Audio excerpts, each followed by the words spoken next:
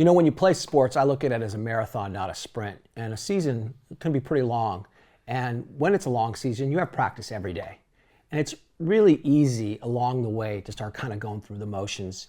And you're out there, you're doing the thing, but you're not really. And that's something you have to avoid doing.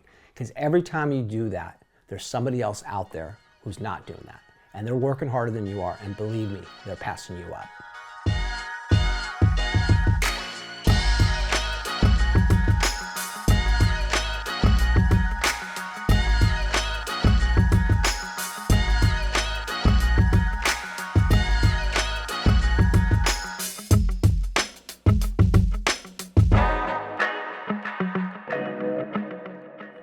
When you rank the quarterbacks of all time, obviously Tom Brady's he's up there. He's one of the GOATs.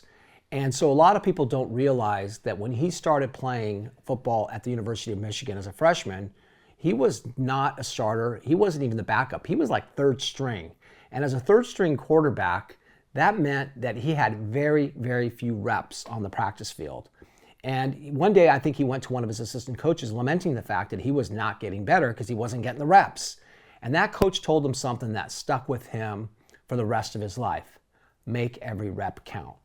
You go out there, and when you get those 3 reps, make those reps count. And from that point forward, Tom Brady made every rep count in practice. He acted like every rep was a Super Bowl game. He's barking at everybody, let's go, let's go, let's go. And it was practice, but he took them that seriously. And that planted the seed for what became an unbelievable career. Unbelievable. When you played, you also started at a very low level. And I mean, you were ninth. I mean, there was 9 guys at SC on the depth chart. You being the youngest guy and the newest guy, you started, they put you at the bottom. How did you deal with what would inevitably be a lack of reps? And how do you work at getting better when you're not able to go out there and do it with the first team or even the second team? It's not easy because you have such few opportunities. So you have to be ready. So you have to know what you're doing while you're out there.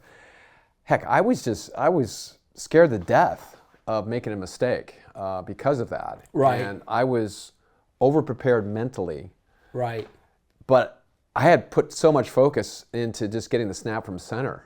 Going from there, right? Yeah. Didn't want to do that. I remember going to the run drill. So as a freshman, they sent me to the run drill, which was like a war. So you had, it was like live, they don't call it tackle, but it's live. Right. They don't tackle you, they call it thump. So you could bang the running back, but then he would bounce off and keep running. Right. They wouldn't tackle you. And it was literally a war between the offensive line, and the defensive front 7. The running back coach, John Jackson, JJ's dad, was yelling at me nonstop, get the ball deep, get the ball deep, get the ball deep. And Ricky Bell, who's like great running back, a beast, 6'2", 225, 30 pounds, ran like a freight train. I'd hand him the ball, and he'd like rip my arm off, literally. He'd grab the ball, he'd rip it off. And so there was every play I was in there, I was like super hyper focused on doing the right thing and getting the job done. Right. And the coaches were part of that, but also I knew that and in 7-on-7 and teamwork, I had limited opportunities. So opportunities I had to make them count. I agree. Every snap was like, I'm playing in the Rose Bowl. Make it count. Get a completion. Do the right thing. And I think that's for a lot of young players sitting at the end of the bench. Maybe you only get in the last 2 minutes of a game that's in garbage time. Mm-hmm. And, it can become very disheartening. But that's when you have your opportunity. So go out there and make those 2 minutes count. Make the coach see that you play hard, that you do the right thing. If you're a basketball player, you're setting a good pick, you're getting a rebound, you're doing the little things. It's not just the big flashy things that people sitting in the stands notice, right? You go and you just do the right thing every single time to the best of your abilities, maximum effort, and that's how you get better. If you stop getting better, you're never going to get that playing time. So make the most of those opportunities when you have them. That's why we do what we do. That's why we wake up in the mornings. Be your best self. Right. Be your best. Do your best. And that's the great thing about sports, because every time you go out there on the field, practice, the games, you want that. You don't want to embarrass yourself. You want to perform to your capability. You want others to see that. You want to know it for yourself. And that's the end game, is at the end of every practice, did I do my best? At the end of every day in life, did I do my best today? Yeah. I'm curious, the opposite, because if you only have 3 reps, it's really easy to focus and just give maximum effort because you're only getting 3. Right. But let's flash forward to when you were a senior. Okay. And now you're getting first team reps, so you're getting a lot of reps. How did you keep your focus to not kind of lose your momentum or your effort when you're on your 13th rep or your 14th rep? How did you stay focused every single rep when you had a bunch of reps? I'll go back to my junior year when I was the starting quarterback. The week we were playing Alabama in Birmingham, the 3rd week of the season, which is a big game. Alabama was ranked number 1, and we were traveling there. Norv Turner told me the story. He was the wide receiver coach at the time for USC. He and Paul Hackett kind of ran the passing game. Hackett was the quarterback coach, passing coordinator. Mm-hmm. Hackett was complaining about my performance at one of the practices. And he says, God, Mac, they would call me, Mac's got to hit that route. He missed this throw. He missed that throw. And Norv said, Hack, he was 20 out of 22 today. I mean, that's pretty good.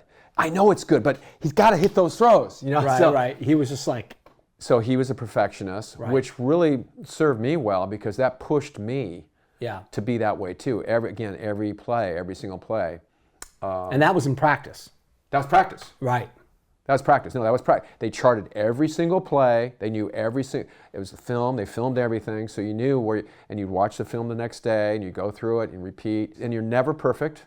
The biggest thing for me was not to beat myself up if I made a mistake. It's like, okay, next time, got to do it this way. Here's what I need to do to prepare next time. So, and football is a game of nuances. I mean, there's different defenses, coverages, plays, different. Guy will miss a block, you have to adjust on the fly. So you told a story on the week of a game against Alabama, one of the powerhouses. Right. Were you able to also keep that focus, let's say, when you had Oregon State coming up, or somebody who was, a Pac-10 team, a Pac-8, I'm not sure what it was back then, but were you able to keep your focus when you didn't have that big opponent in front of you? Like, what did you do? How do you keep the focus when it's the middle of the season, you're playing a team that you probably know you're going to beat? How do you keep going then rather than lapsing back and just getting a little complacent? I remember one game, I'll tell you about Oregon State. Before that, there was another game we were playing, and I remember I got off to a bad start. I was like, 3 out of 7. And I was just like, Paul, what's going on? You're 3 out of 7. Come on. Right. Let's get going. Right. I was doing a little self-talk, get myself into it. Yeah. And I don't remember who we were playing. But Oregon State, no, I was 10 out of 11 through 2 TDs. Craig Furtick was the head coach for Oregon State. After the game, I was on the sidelines when we were blowing them out. In the 3rd quarter, I got removed, and Furtick comes over to me after the game, shakes my hand, and he's like, "Oh, you missed one today, huh?" I go, "Yeah, sorry." Yeah, it did. But it was so. I just always wanted to do as well as I possibly could do. It didn't matter who we were playing. Now, that's you, but do you think maybe part of it was the team you were on had so many studs that you just rose to the level because they were all like, you kept each other accountable? Well, the backup quarterbacks we had could certainly be playing instead of me. Right. And so I didn't want to give their coach any reason to take me out. Right. Even if I was hurt or not hurt or whatever. So the expectation, again, when John Robinson walked into the room, the first day of training camp every year, he would write the 4 goals down. The first one was beat UCLA, second one was beat Notre Dame, third one was win the Rose Bowl, and the fourth one was win a national title. Right. The bar is really high. Expectations are super high. You got to play your A game every time you're out every there. Week, because you're not winning the Rose Bowl or a national championship if you stumble in week 5 or 7 or 8 or whatever. I knew that when we tied Stanford in 1979, we basically lost our chance to win a national title. Yeah. Because likely somebody, and it was Alabama, was going to go undefeated and untied. Yeah. And that's exactly what happened, and we finished 2nd. So Alabama wins a national championship. Obviously, that means you guys were, what did you finish in the polls? Number 2, number 3? Number 2. Oh, can't believe we had a tie. Just before the But those teams that you were on, that you were a national champion the year before, and then number 2 that year. I mean, Ronnie Lott, Marcus Allen, Charlie White, Anthony Munoz. Brad Buddy. how did the ego stay in check with that many stars on a team? Because as I said, I felt like if I didn't perform, there was certainly somebody on the sidelines to come in and do the job. Everyone had the same situation. Right. There were other guys on the sidelines that can step in and perform, and that's why we were so good. We had so many of those players, but we held each other accountable. Yeah. Ronnie Lott was the leader of the defensive backs, and we had a leader of each group. Brad Buddy and Anthony Munoz and those guys, Charles, everyone held each other accountable. Coach Robinson, the late Coach Robinson, would say, kick us off the field for no apparent reason. And get out of here, you guys are having a lousy practice, get out of here.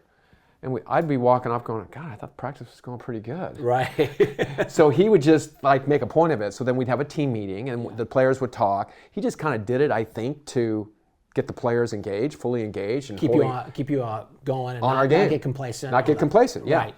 But we had such great players that got it, knew what it took to win, knew what it took to win the Rose Bowl, knew what it took to win a national title. Every single play, every time, every series you're out there, every game, you've got to bring your A game. So the players did a fantastic job of holding each other accountable. Yeah. And it's when you have that kind of trust and respect with all the leaders of the team on the players, and you've got the leaders, that's the key, and then you've got all the other people, players that will fall in line underneath the leaders, but you have those leaders on the same page, you have that trust, you have that respect, which develops chemistry, which is when you win national titles. Yeah.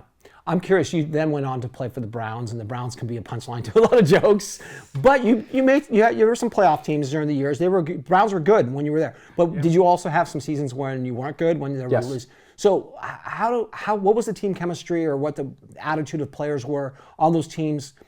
Were guys still able to show up and work hard every week at practice, or did you see it kind of slipping away as the season slipped away? Like, what was that like when you were playing for a team that wasn't winning championships? More challenging.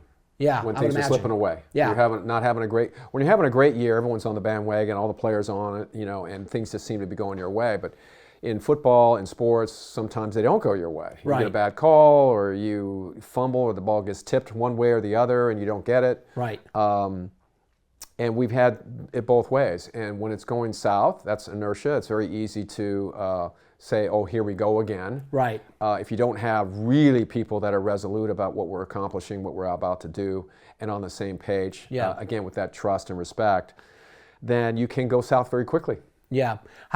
So if I was a kid watching this and I was on a team that was having a losing season, what would you recommend to a player to keep his team's morale going during a season they know they're not going to have a winning season? Maybe they've already lost more games than they're going to win. Even if they won the rest of the games, they'd still have a losing season. What do you do to keep that morale up when things are not going your way? As you started this podcast, it's a marathon, not a sprint. Right. It's the destination of where you're going to get to. You'll never quite get there, but it's do your best today.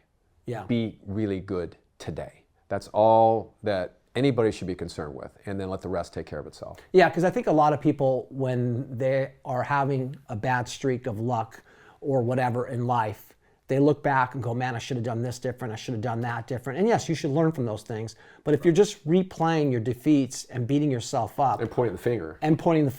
Even at yourself, if not at others, but pointing the finger, then you're just destined to continue to lose. Right. But if you just say, look, what happened back then didn't go well, learn from it, grew from it, now I'm going to do better the next day. That's all you can do. It's what you're putting in here. Yeah. What are you putting in your mind when things aren't going well? Yeah, I guess we're not very good. Maybe I'm not very good. Doubt can creep in. 100%. We need to be conscious of that. Yeah. And flip the switch. Right. Whether it's focusing on the gratitude or whatever, just flip the switch and wait a minute.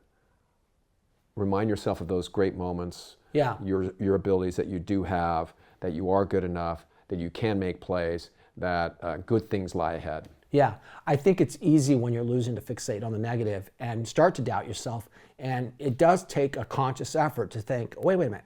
I've had really great moments on that field. I've had a game where I hit a bunch of shots, or I played really solid defense or whatever, and just go, you know what, next week, that game I had where I really played great defense, I'm gonna focus on playing unbelievable defense. I'm gonna be a mad dog, and I'm gonna really make it about that. And you build on that, right? You just build on that little thing and make it from there to there to there, and you just go bigger and bigger. Starts with focusing on the positive. Right. What you have done in the past that's good, the goodness that you have seen in yourself.